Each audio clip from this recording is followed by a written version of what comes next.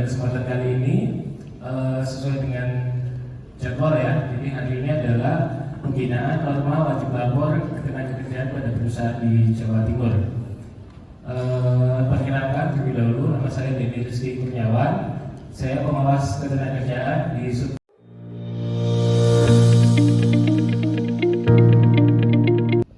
dasar hukumnya. Sebenarnya dari tahun 81 di Undang-Undang Nomor 7 tahun 1981 tentang wajib lapor ketenagakerjaan di perusahaan, kemudian di Permenaker Nomor 18 tahun 2017 tentang tata cara wajib lapor ketenagakerjaan di perusahaan dalam jaringan atau online mulai tahun 2017. Kemudian ada perubahan di Permenaker Nomor 4 tahun 2012 tentang perubahan atas Permenaker Nomor 18 tahun 2017 tentang tata cara wajib lapor ketenagakerjaan dalam jaringan. Kurang lebih untuk perubahannya terkait definisi-definisi di pasal 1 dan juga mengenai OSS-nya. Kemudian next.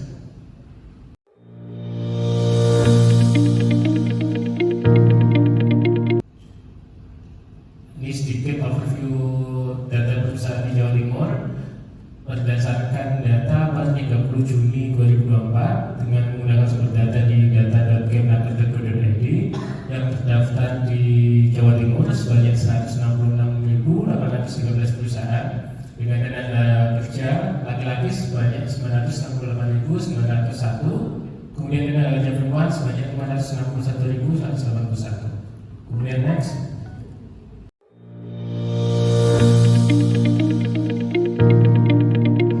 Jadi karena WLKP kecenderungannya itu pelaporan yang berkala 1 tahun sekali, banyak bapak ibu ini yang lupa akan password WLKP-nya.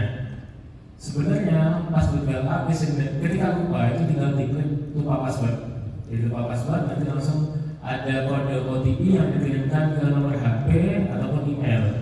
Kendalanya lagi biasanya bapak ibu itu menggunakan email yang berbeda-beda. Jadi nanti lupa tuh emailnya apa, nomor HP-nya apa. Jadi saya sarankan kepada bapak ibu yang akan melakukan WLKP, laporan WLKP harus menggunakan email yang bersifat tetap atau mungkin nomor HP yang bersifat tetap dan connect sama WA-nya. Kecenderungannya jadi jarak hati. Kemudian yang kedua mengenai akun siap kerja. Jadi untuk WLKP itu harus memiliki akun siap kerja terlebih dahulu untuk admin perusahaannya. Dan biasanya bapak ibu menanyakan apakah ini boleh menggunakan email perusahaan. Saran saya harus menggunakan email pribadi dan domainnya Gmail untuk prosesnya lebih cepat. Karena di akun siap kerja ini berisikan data bapak ibu yang secara personal. Bahkan bapak ibu juga mengisi nomor KTP, nama ibu kandung dan sebagainya. Jadi dipastikan memang akun siap kerja ini akun yang bersifat personal yang dimiliki bapak ibu. Kemudian untuk data tenaga kerja yang ditanyakan bapak tadi, data tenaga kerja kecenderungannya untuk yang jumlahnya lebih dari 100 orang itu biasanya pasti menggunakan format Excel ya Pak ya, format Excel.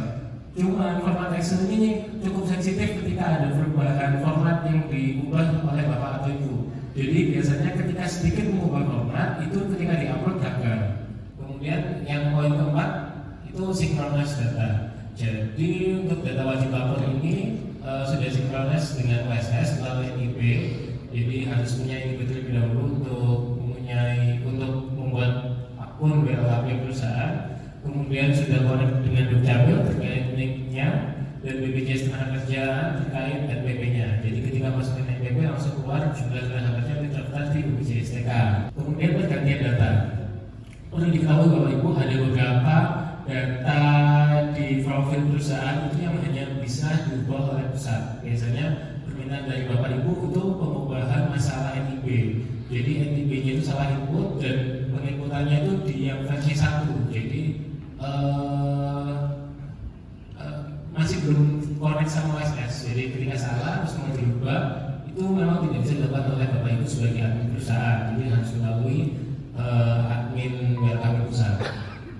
Kemudian yang terakhir adalah pengalihan akun. Pengalihan akun sebenarnya di versi 2 itu sangat memudahkan. Jadi bukan hanya admin provinsi yang bisa mengalihkan, namun perusahaan juga dapat mengalihkan sendiri. Itu ada di panduannya nanti.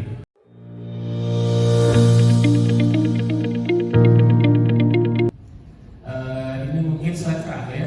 Jadi perlu diketahui untuk wajib lapor ketenagakerjaan perusahaan itu ada 2 langkah. Yang pertama, Bapak Ibu harus memiliki akun siap kerjanya.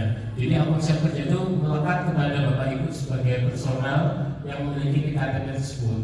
Kemudian yang kedua harus memiliki, setelah memiliki akun di siap kerja baru membuat laporan di wajiblaporkemenkes.go.id. Karena untuk email yang belum memiliki akun siap kerja, ketika dialihkan pun atau mungkin buat di wajib lapor itu belum bisa. Kemudian untuk panduan sebenarnya dari kementerian sudah ada beberapa media melalui YouTube, kemudian juga ada panduan secara PDF juga, dan kemudian di Provinsi Jawa Timur sudah dijadikan satu di bit.ly/info WLKP. Jadi di ini nanti ada panduan PDF-nya, ada YouTube-nya, kemudian ada surat pengalihan akun. Jika Bapak Ibu ingin mengalihkan akun dan tidak bisa melakukan secara personal karena tidak bisa masuk akun, jadi bisa minta tolong admin provinsi dengan mengajukan surat permohonan. Kemudian apabila ada kendala atau mungkin pengaduan atau mungkin pengembangan data yang hanya dapat dilakukan oleh kantor pusat, bisa mengirimkan email ke pengaduan wlkp.bspk@gmail.com. Jadi ini menurut saya perlu dicatat karena ini cukup penting. WLKP ini cukup teknis, jadi perjalanan ketika pengisian itu biasanya banyak. Ada beberapa kendala yang memang bisa diselesaikan sendiri atau mungkin admin provinsi atau mungkin admin pusat. Kemudian next. Baik, terima kasih Bapak Ibu. Sekian pembinaan dari saya terkait wajib lapor ketenaga kesehatan terusan di Jawa Timur ya. Ini overview awal, nanti bisa dilanjut mengenai teknisnya dan teknis pengisiannya di hari ini dan juga berlanjut di besoknya.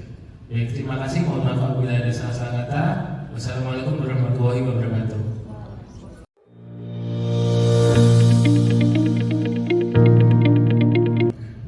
Coba salah satu siapa yang belum selesai? Bapak dari mana? Saya dari PT Sunrise Mill. Oh, banyak.